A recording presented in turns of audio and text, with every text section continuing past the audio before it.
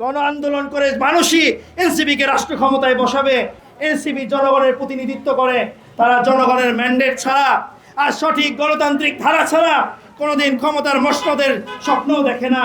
বরং বাংলাদেশের জনগণের মানুষের গণ আন্দোলন তৈরি হবে যতক্ষণ না পর্যন্ত এনসিপি ক্ষমতায় না আসে। ঠিক। গণ আন্দোলন করে মানুষই এনসিপিকে রাষ্ট্র ক্ষমতায় বসাবে। সেদিন আপনারা এমন না হয় যে কাউকে ইংল্যান্ডে, কাউকে শিলংয়ে, আর কাউকে রাশিয়ার পথ ধরে আর চায়নার জঙ্গলের মধ্যে লুকাইতে না হয়। ঠিক। আপনারা তো ইন্ডিয়াতেও জায়গা পাবেন না। এই ফ্যাসিস্ট রাষ্ট্রপতি কিভাবে বাংলাদেশের বাইরে যে তার চিকিৎসা সেবা নেওয়ার সুযোগ পাচ্ছে, এইটা বাংলাদেশের নাগরিকদের কাছে প্রশ্ন আমাদের পক্ষ থেকে। ঠিক। আমাদের রক্ত কি, আমাদের রক্তের গরম কি শীতল হয়ে গেছে? না। আমরা কি ঠান্ডা পড়ে গেছে? না। বাংলাদেশের জনগণ কি 24-এর 5ই আগস্ট আর জুলাইয়ের কথা ভুলে গেছে? না।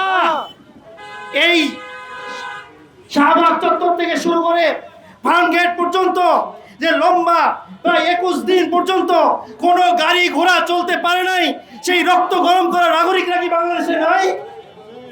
যদি বাংলাদেশে থাকে তাহলে আজকের এখান থেকে আওয়াজ এটা হোক,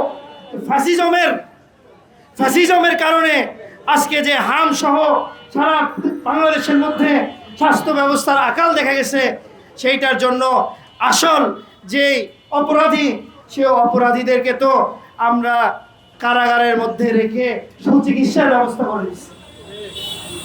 ওই ফ্যাসিস্ট মন্ত্রীদেরকে এখন নিয়মিত চিকিৎসা চেক আপ করার জন্য এভার কেয়ার হসপিটালের মধ্যে নিয়ে যাওয়া হচ্ছে, আমরা দেখছি। ইবনে সিনায় ভর্তি করে চিকিৎসা দেওয়া হচ্ছে, আমরা দেখছি। মেডিনোভায় চিকিৎসা দেওয়া হচ্ছে, আমরা দেখছি। বাংলাদেশের যত বড় বড় হাসপাতাল আছে, ক্লিনিক আছে, সেগুলো এখন স্পেশাল ভাবে ঢাকা কেন্দ্রীয় কারাগারের একটা ঘর ভাড়া নেওয়া থাকে। ঠিক। এগুলো কেন? ফ্যাসিস্ট মন্ত্রীদের আর ওই সমস্ত রক্তকেকো খুনিদের আশ্রয় দিয়ে তাদেরকে সুচিকিৎসা দেওয়ার ব্যবস্থা।